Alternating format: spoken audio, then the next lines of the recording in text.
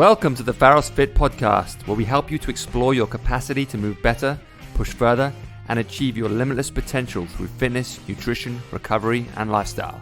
Hey guys, welcome back to the Pharos Fit podcast, part 2 of this kind of autobiographical piece that we've been working on. And it's going to start kind of around 2009, 2010. This was a pretty significant time for me. I call it kind of like the wind of change moment. I've been training, as we talked about in the last podcast, for a number of years, pretty much nonstop since I was 15. Doing kind of classic bodybuilding type stuff. I'd taken up boxing as well, kind of in my early mid-20s. Was doing a fair amount of that. But there was definitely something lacking in my training. I think everybody goes through that time when they're training where they're to a degree bored, or they're experiencing some boredom with their training and they want a new challenge. They want something new, something fresh, something to give themselves a new stimulus and to keep motivated and keep interested in training. And I think the feeling that I was feeling was something that was happening in general across the fitness spectrum. I think a lot of people were kind of feeling that we're ready for something new. And around this time, 2010, 2010 was really when CrossFit was really taking off in the UK, and also when I first kind of learned about Jim Jones and my kind of journey with them started. In terms of training, a lot of us in the gym, like I said before, we're doing kind of like classic bodybuilding stuff. We're doing a lot of machine stuff. Ways to get stronger, ways to build muscle. I've been doing a lot of stuff by a guy called Charles Staley called EDT, Escalated Density Training, which was a higher intensity form of bodybuilding, which I really enjoyed. And it kind of set me up for what was to come in the kind of like CrossFit and Jim Jones way of training. I remember distinctly doing an interview in I think 2009 with a guy called Darren Brown, and I was at this point was the personal training manager for a company called Gymbox in the UK. And I was trying to hire new PTs, and I was doing interviews, and more people were coming in and saying, "Yeah, I've been doing CrossFit," and I was kind of interested in what they were saying about CrossFit. And I interviewed this guy Darren. He said, "Oh, I'm about to do this Jim Jones seminar." At that point, I had no idea who Jim Jones were, and he was like, "Oh, they're the guys that train the actors for the 300 movie," and I was like, "Oh." At that point, and I don't recall whether I'd seen the 300 at that point. I think I had, but I knew what it was, and I knew kind of the look and the aesthetic of the actors, and it was obviously a huge phenomenon at the time. So I was super interested in that. I was super intrigued by what he was telling me, and I actually signed up for the same seminar that he was doing. And obviously at that point I went off and I did a little bit of research into Jim Jones and the way that we're doing things and why it was different, and what there are a lot of parallels at the time with CrossFit and the difference between the two and all that kind of thing. But I didn't really know too much about it until I went to the seminar. Now it's funny because now seminars became over the years a very kind of like polished thing. Like you knew exactly when you were turning up, when the breaks were. It was all very organized. It wasn't like that in the beginning. Well, if you went to any seminar for anything in real life, it was in some airport lobby room. This was in, I can't even remember the name. The Emerald Room of the Holiday Inn on a Saturday exactly. morning. It was some place in South London, in some old like kettlebell gym. A great gym. It was like one of those just old school like kettlebell / weightlifting gyms. It was no frills, but they had a bunch of boxes and a bunch of kettlebells, a bunch of barbells, like everything you need to do like that kind of functional workout. And, as with them, any seminar, you show up, you don't know who's going to show up. You're kind of looking around like, what are these people here for? What kind of experience do they have? And you kind of go into it with a little bit of apprehension and a little bit of like ego and a little bit of like comparison and all that kind of bullshit. So I remember being there. There were a couple of other people I knew on the seminar, which was good. We were all there for the same thing. We were just there to learn and because we were interested and kind of fascinated by the whole thing. And, we're kind of intrigued by what, at the time it was Mark and Rob, who were running the seminar, what they had to say and what their experience was. And people wanted to know about the 300 movie and all that kind of stuff because people always wanted about the Hollywood type stuff. But, my main takeaway from the seminar was how exposed I was. Like I said, I've been boxing, I've been bodybuilding, I'm doing all this kind of stuff. I thought I was pretty fit, but I remember being at that seminar and immediately feeling very unfit for what I had to do in that seminar. Now, I wasn't that unfit. I was like, I was decently placed in the group. But it was definitely a shock to my system, and it was like, oh fuck, I'm in trouble here. Like I haven't felt like this in a while. And I was kind of like, I enjoyed that. I enjoyed that feeling of like, fuck, what's happening to my body? Like, I feel like I'm shaking. My hamstrings are shaking. My body feels terrible. It's always the hamstrings. We're never taught proper hamstring shit. And yeah, just that feeling of like in deep waters and what is this shit? And it was like, I get, it was that feeling that you get now that when you do a hard metcon and your heart's racing and your muscles are shaking and you're pushing your body to its limits and you're taking your body to a very uncomfortable place in that kind of like power endurance sense that like I said at the time we just hadn't been doing that kind of work. So I remember enjoying that kind of a pain. And if you're into this stuff, you'll know it's kind of a sick fascination with like how bad can I make myself feel. Your whole nervous system's like shaking and demanding and pulling, and you're like, oh my god. It's a love-hate relationship between not wanting to feel like that but absolutely craving it because it's that sensation of just pushing your body to extremes and then recovering and getting fitter like that. So I think it was a 2-day seminar back then. And I remember at the end of the seminar thinking, this is going to change everything for me. I'm going to change my training. I'm going to integrate this more in my training, and I'm going to change the way I do things for myself and for my clients. And I did. From that point, functional training became like a watchword at the time.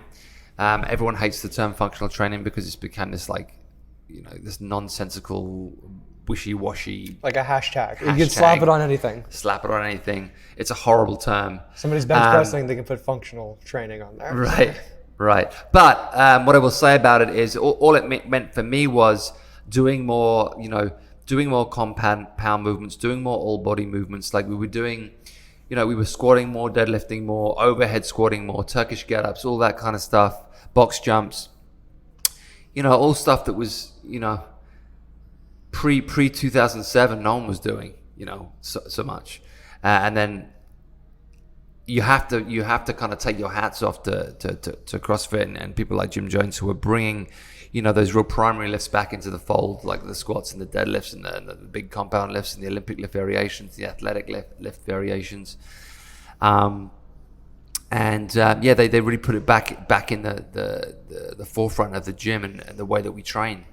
And it was perfect for me because it was exactly what I was looking for. It was the new stimulus. It was new people. It was a new environment to be involved in, and my relationship with Jim Jones started from that point.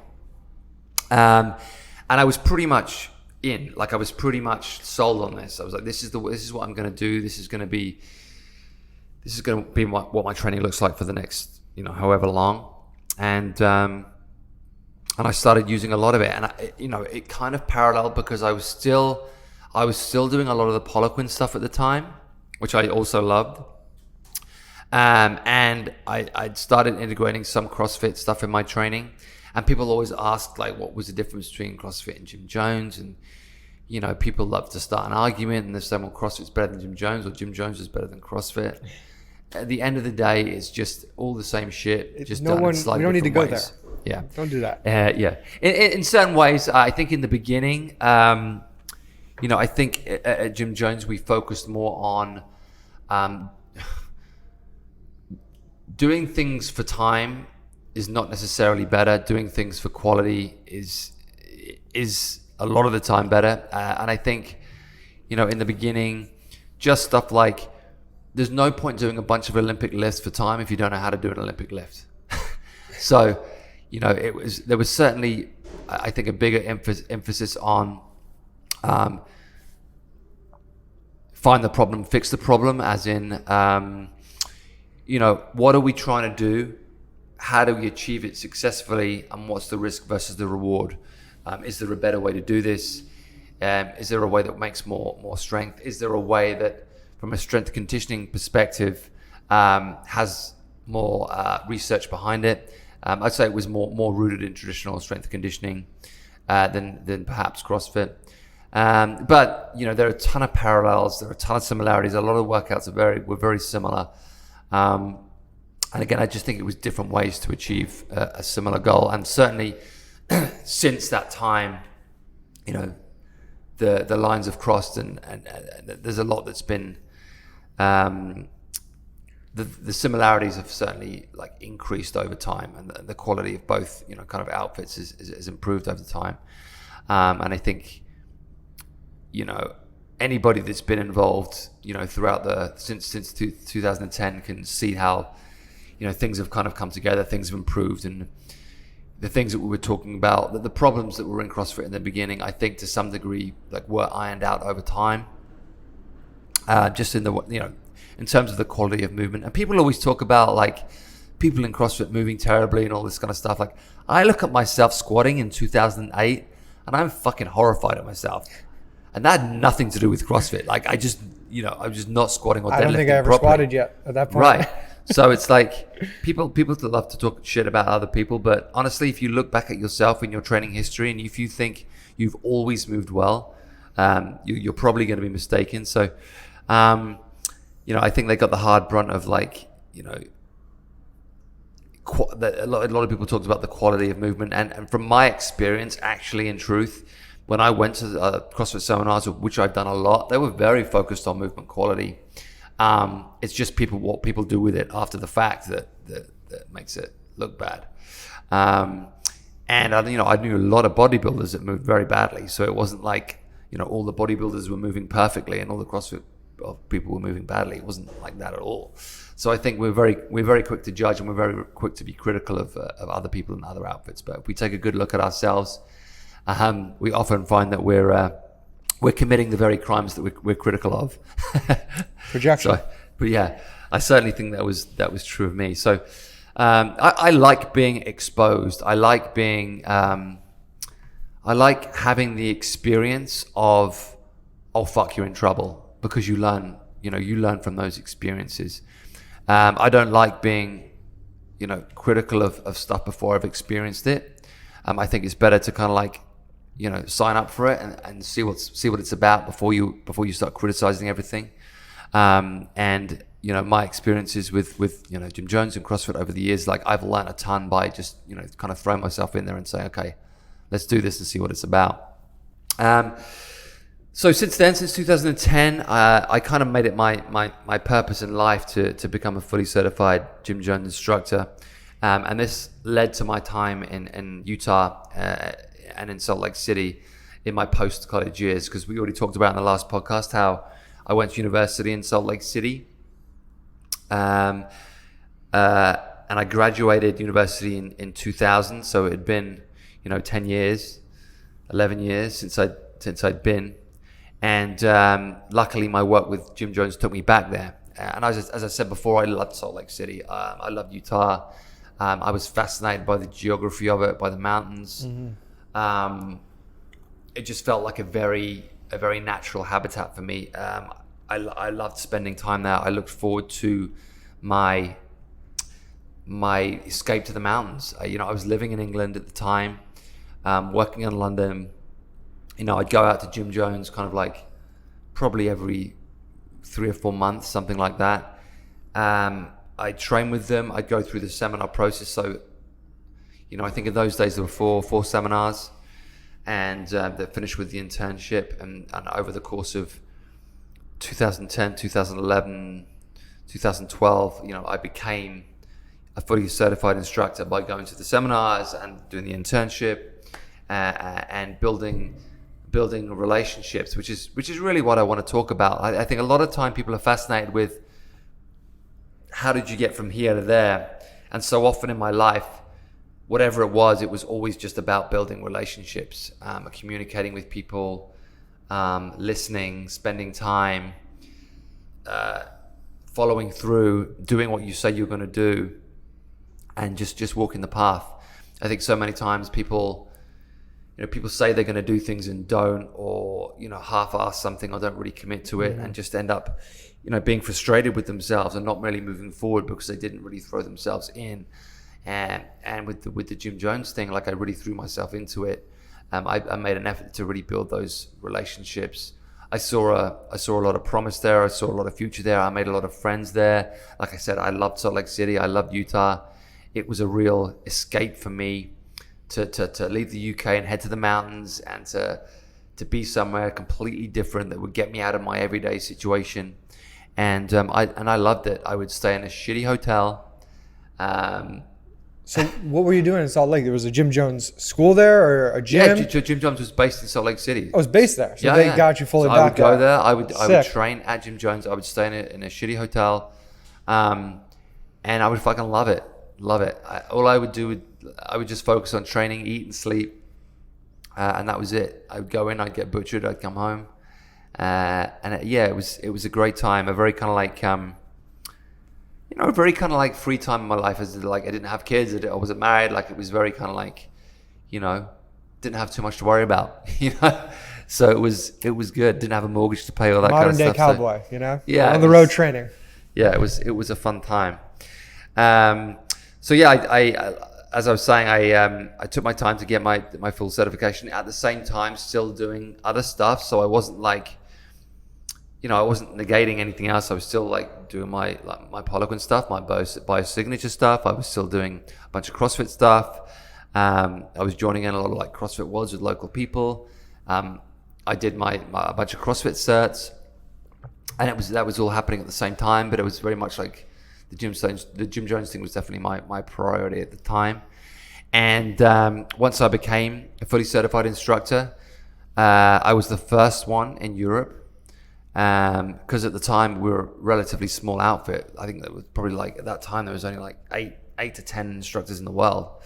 So, if that actually. Wow. So it was a big thing for me. It was a big moment. It was a very proud moment for me. It meant a lot to me. Like a lot of people didn't understand it. I probably wouldn't understand it, but for me it was an important thing because it was something that I felt I committed to. I felt I'd exposed myself and taken the time and spent the money and worked hard for.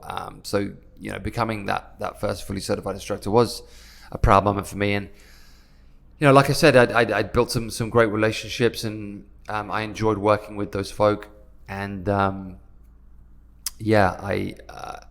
look back on those days with a lot of fond memories. So it was good times. And of course, it would lead to bigger things for me. So I became fully certified.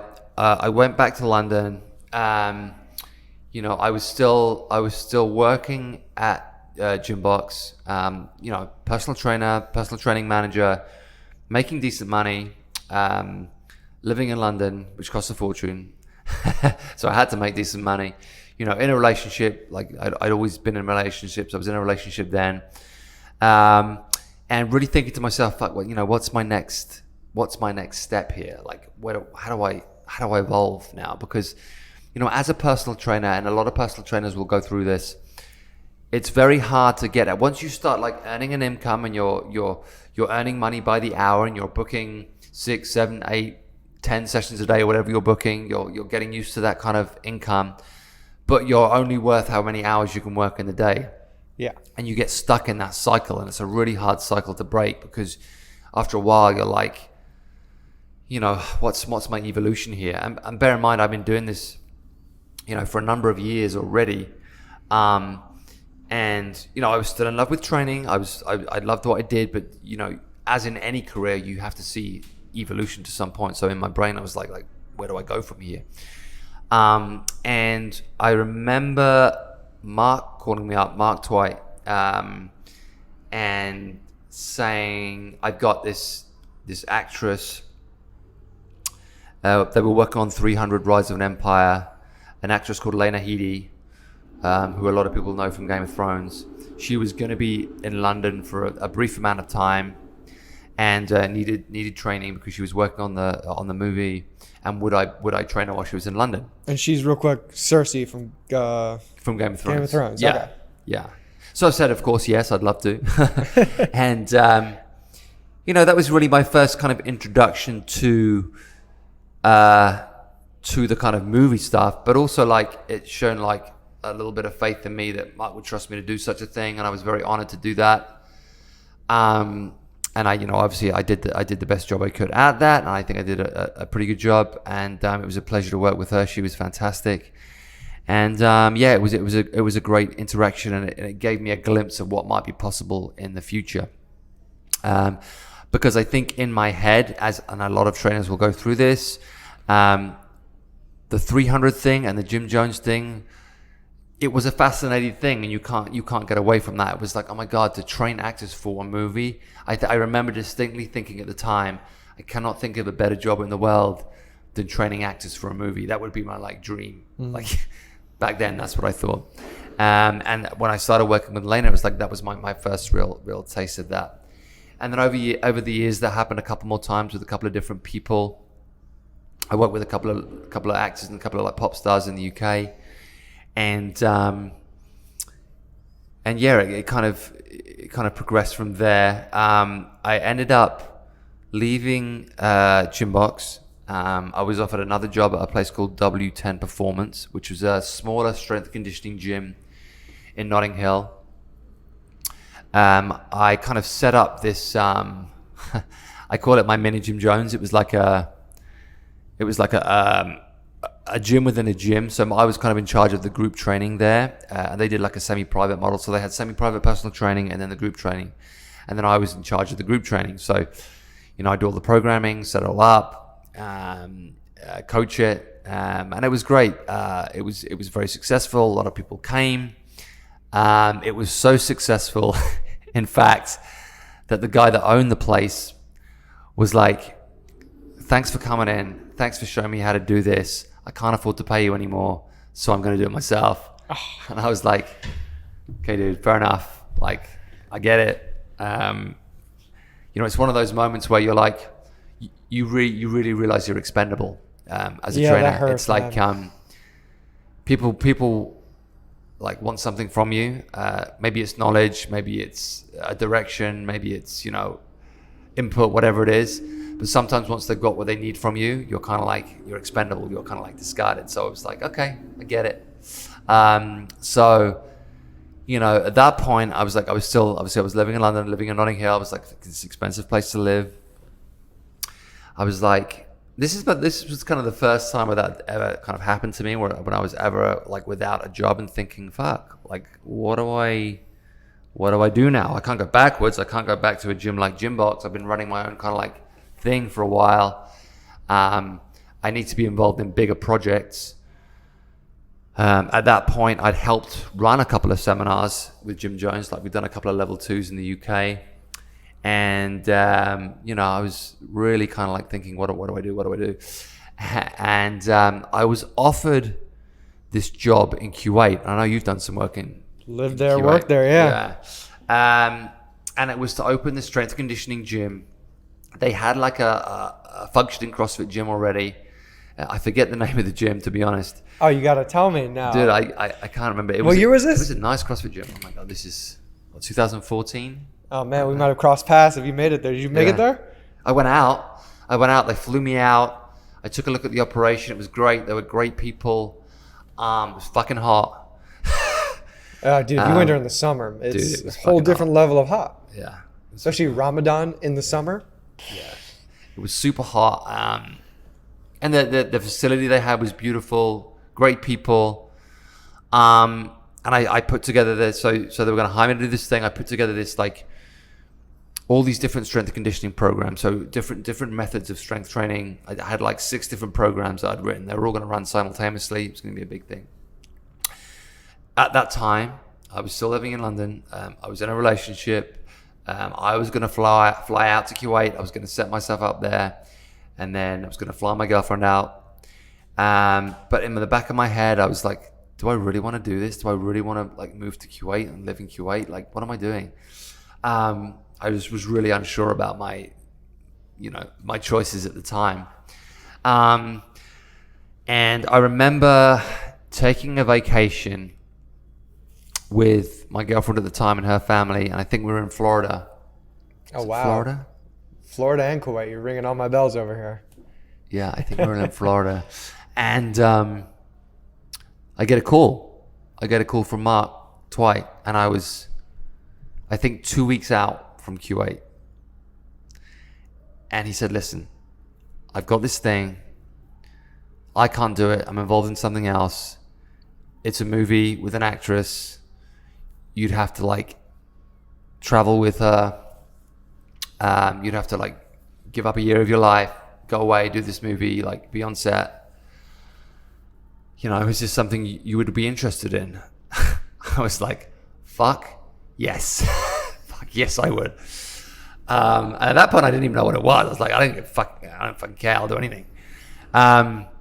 So I said yes. I called the Kuwait people. I was like, sorry, I got this offer. I got to take it. It's my dream. It's like everything to me. So I'm going to do that. They were, like, completely understanding.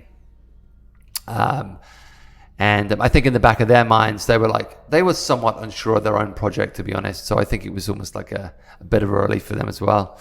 And yeah, it was a real fucking moment for me. So I was like, this is it. This is the moment. This is it. So, you know, it was I can't remember how long from the point of finding out to the point of leaving that it was, but for that period of time, I was just, like, obviously treading water until I was leaving. Obviously, I found out what it was. It was Suicide Squad. I was going to be the cast trainer. I would be with Margot Robbie for a while. I would, you know, train her, travel with her, do all her training prep.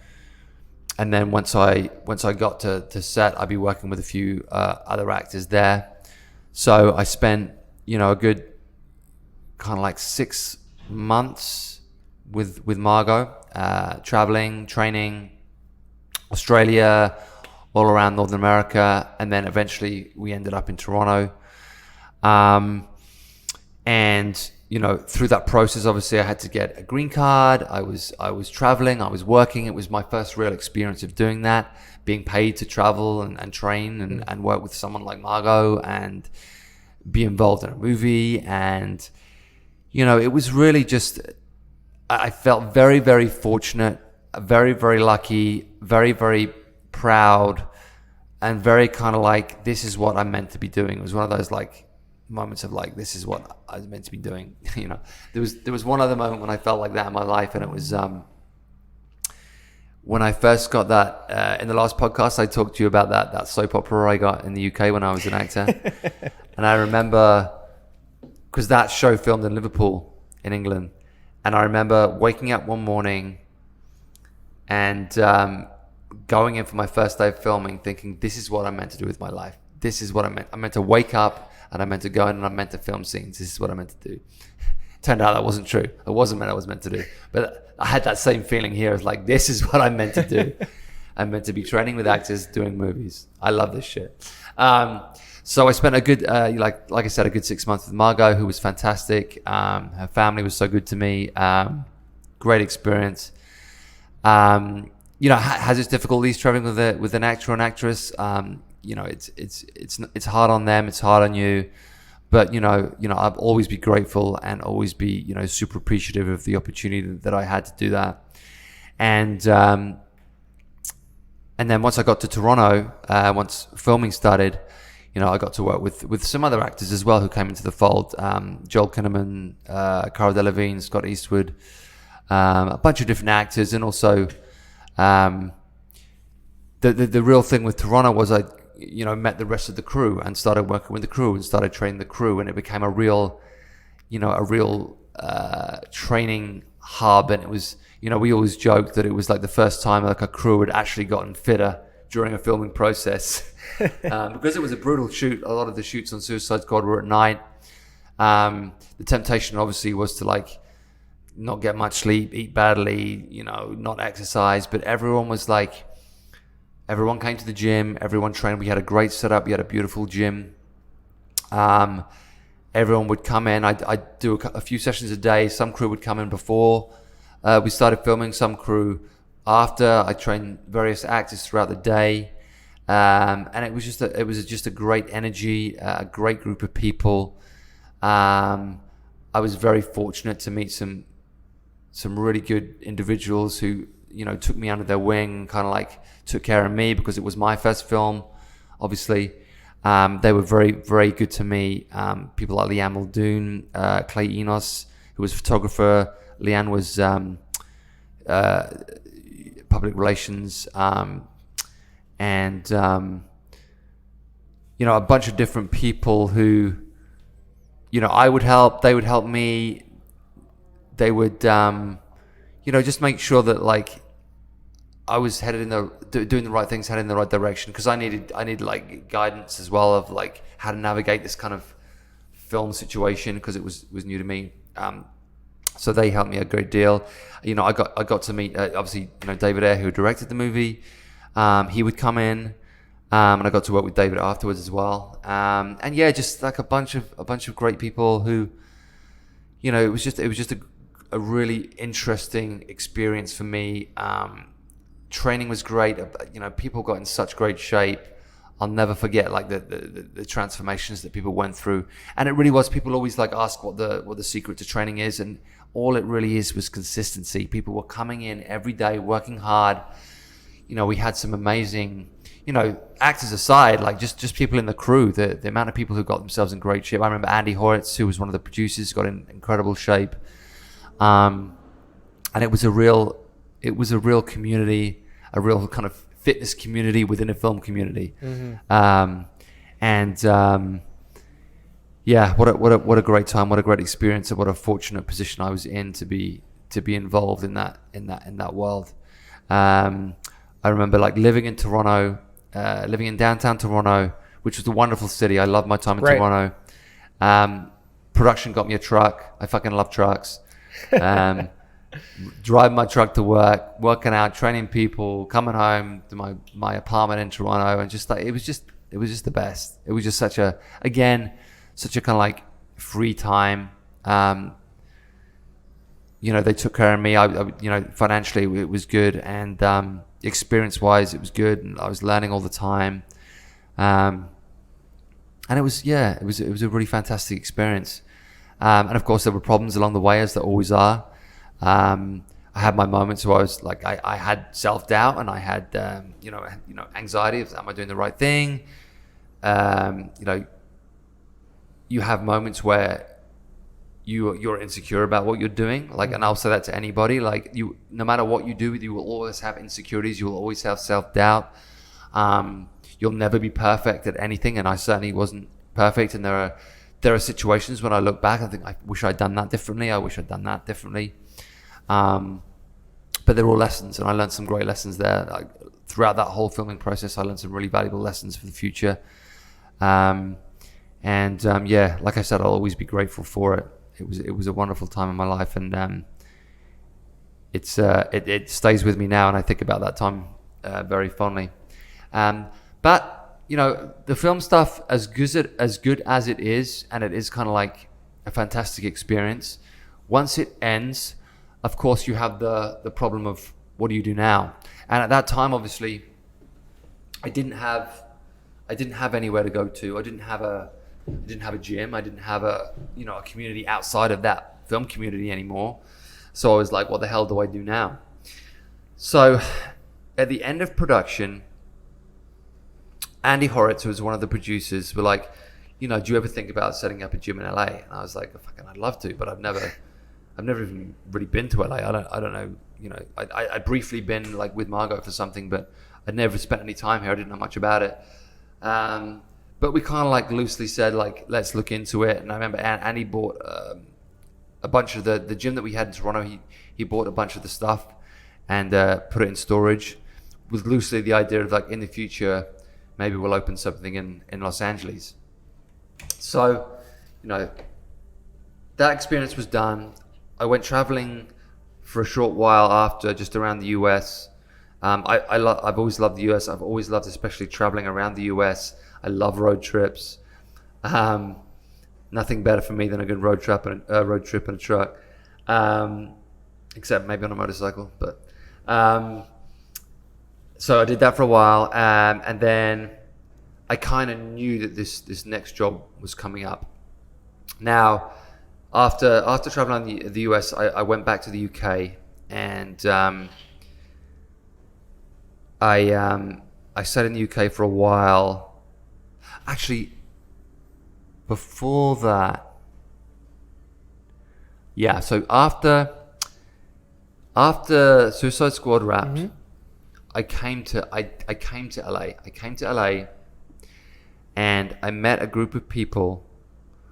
I stayed in Los Feliz, just down the road from here, and I trained in a gym in Los Feliz, and I met a group of people that I'm still friends with now, one of whom's Jeff Scarborough, my old business partner, and I started to kind of like build relationships at that point.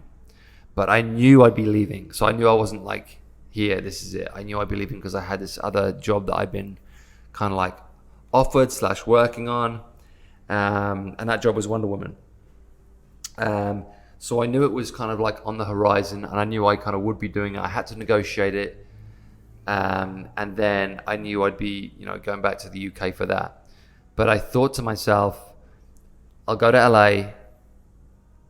I'll kind of like get my bearings a little bit,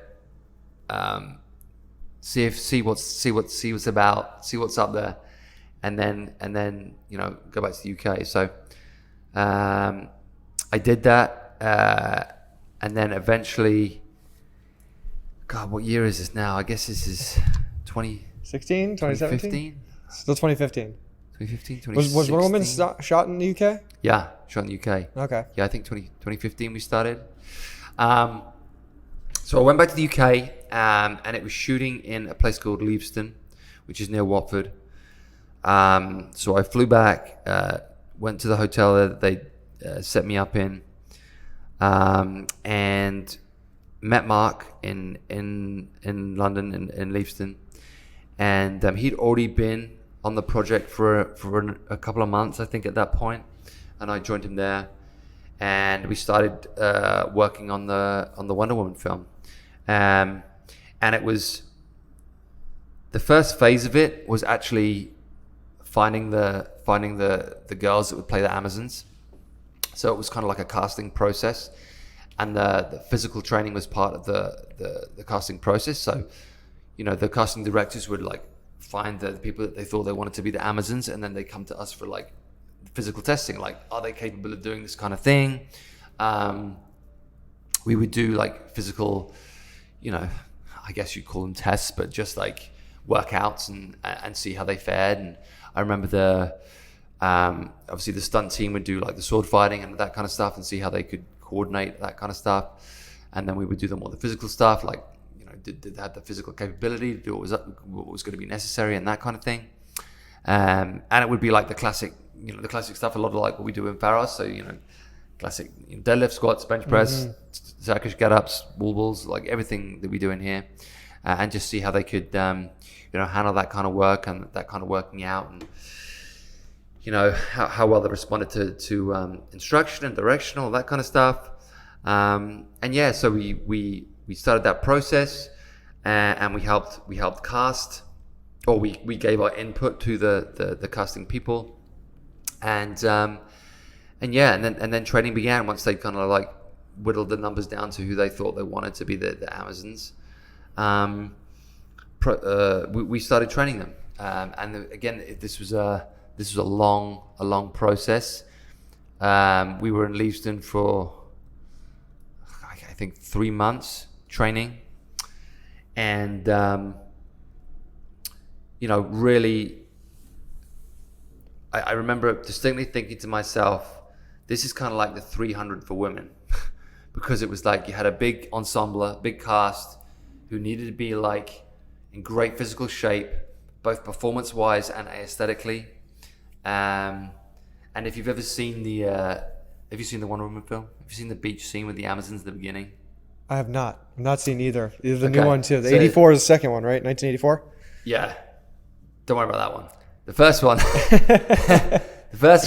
the beach scene, that kind of scene brought it all together for me. When I saw that scene, I was like, yes.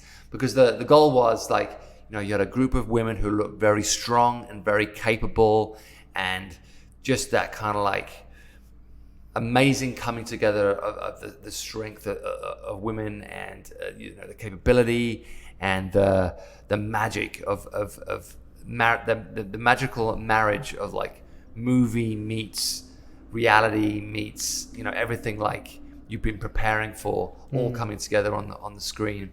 And the girls looked incredible. They did so well. The training process really was incredible.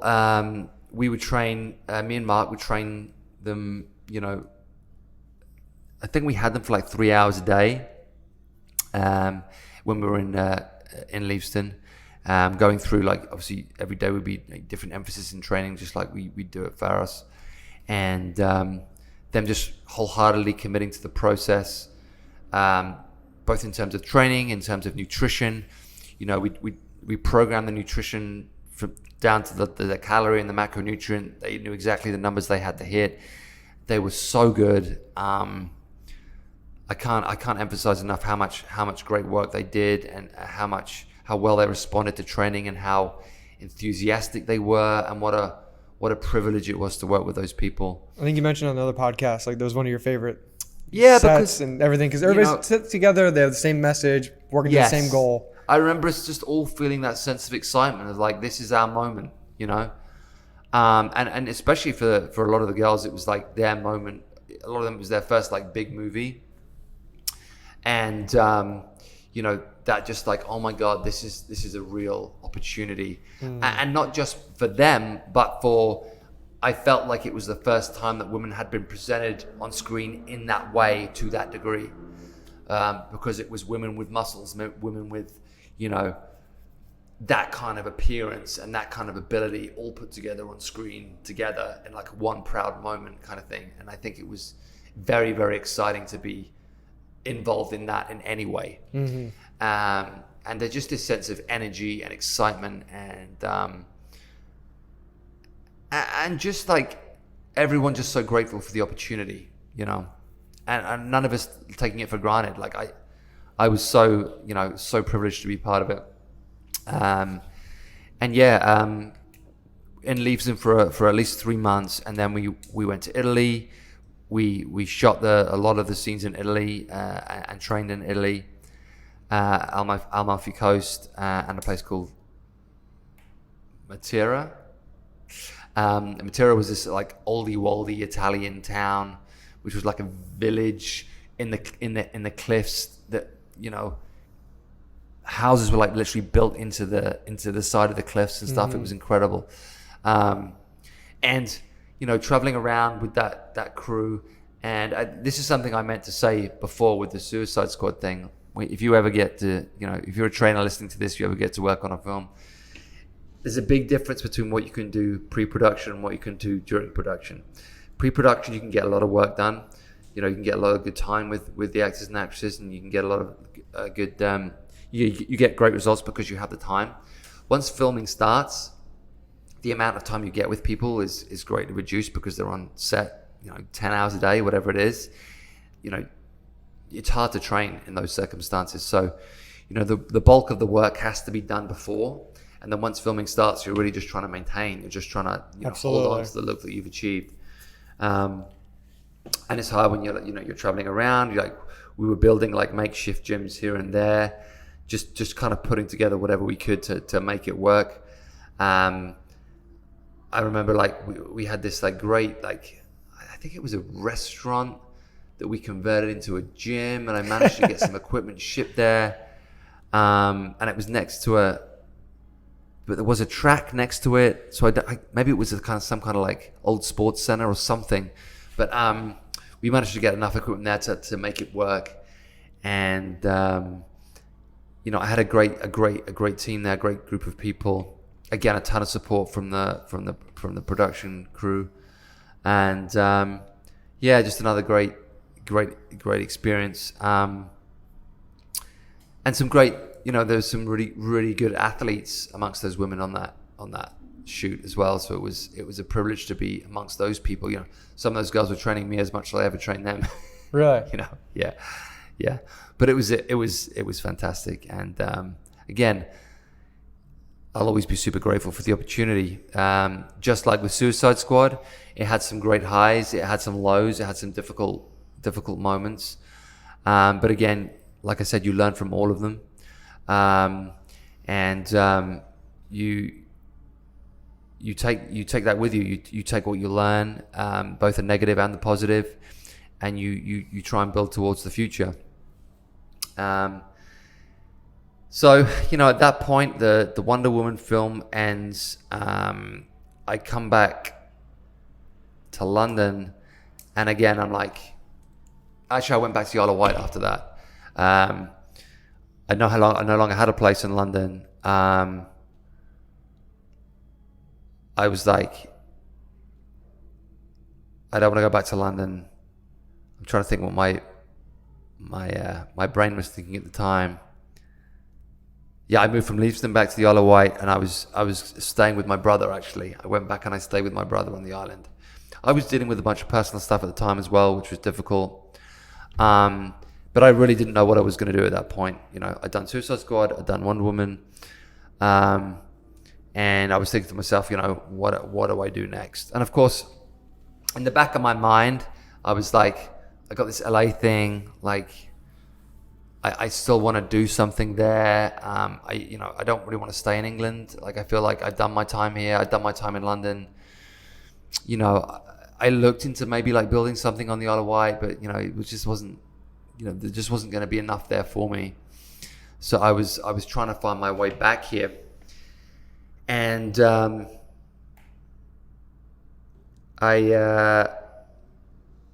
remember booking the flight. I think it happened in two phases.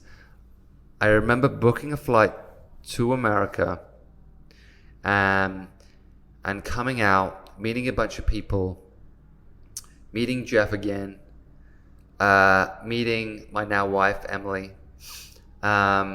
starting having conversations about opening a gym. It's sort of becoming more of a reality, like more of a possibility, like maybe this is something I can do. Spending, I think, 6 weeks here, something like that. Getting my bearings, making contacts, building relationships. Were you staying with John at this point too? Huh? Were you staying This is before John. Before John? Yeah, this is pre-John. At this point, I'm like staying in Airbnbs and staying on couches and stuff, and just trying to like I said, just get my bearings, just trying to meet people. The people that I met at that point are still my friends here now. Like it was the time where it's like, okay, this is where I'm gonna set up. Then I went back to the UK, and then but kept those relationships going, kept the conversations happening. Spent another couple of months in the UK, and then booking my next flight back to America. And I remember this point distinctly. I remember getting on a plane from England, sitting in the seat and saying to myself, I am not coming back to this country until I've built something for myself. I remember thinking to myself, this is it. It's now or never. You're either gonna build this gym in LA, or I don't know what. But this is the moment. This it has to happen now, and you have to commit to it. Just like I thought to myself back when I started that work with Jim Jones in the very beginning, it's like, you're going to commit to this, you're going to go through this process, and it's going to happen. That's how I felt on this plane. People talk about, change and wanting to change like a direction in their life or wanting to do something different with their life. And I think sometimes it doesn't happen because it's just a lack of commitment. Like at that point on that plane, I was fully fucking committed to coming here and doing something, and I was willing to sacrifice everything. At that point, I built up a good amount of savings from the movie stuff, and I was willing to fucking risk it all on making something happen here, and that's exactly what happened. I lost all that money, but from that point, you kind of know the story of Pharos and stuff, which we'll get to later. But for me, there are definitely moments in your life where it's like either fucking go for it or stop it. And for me, that was the point where I was like, okay, this is it. You've been talking about America since you were a kid. You've got the green card because you had it from I still have my green card from Suicide Squad. You have an opportunity here. You've started to cultivate relationships. You have some savings. You have the experience in the fitness world. You've got some useful contacts. And if you just trust yourself, and if you just work hard, most importantly, if you just work hard, you can make this fucking happen. So do it. And here we are 4 years later. No, I love that. All right, guys, we'll end that one here, and we'll be back with you for part 3 of this kind of story. Thanks for listening on this. This is kind of interesting for me to go back and kind of reminisce this stuff, and some of this stuff like I've forgotten, or I thought I'd forgotten, and I'm kind of remembering it as I go. And it's interesting for me to do that. So thanks for taking the time. I appreciate it. Thanks for tuning in, guys. Remember, we are now fully open at 1316 Glendale Blvd, Pharos Athletic Club. And we have some more great news for you coming up soon. So until next time, take care. Maskless without a vaccine, with the vaccine. Yeah, maskless with a vaccine. Everyone's here. Everyone's having a great time, and it's great to be back live with everybody. I will catch you real soon, guys. Take care.